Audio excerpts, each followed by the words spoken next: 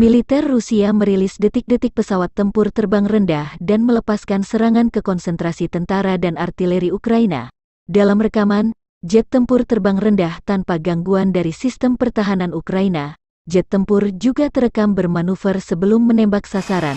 Juru bicara militer Rusia Mayor Jenderal Igor Konashenkov mengatakan operasional taktis dan penerbangan tentara Angkatan Udara Rusia membidik 13 titik kuat dan area konsentrasi pasukan dan peralatan militer Ukraina. Serangan udara Rusia terus menggempur pertahanan Ukraina. Pemerintah Ukraina mengharapkan bantuan Amerika dan Eropa agar dikirimkan sistem pertahanan udara untuk bertahan dari serangan Rusia.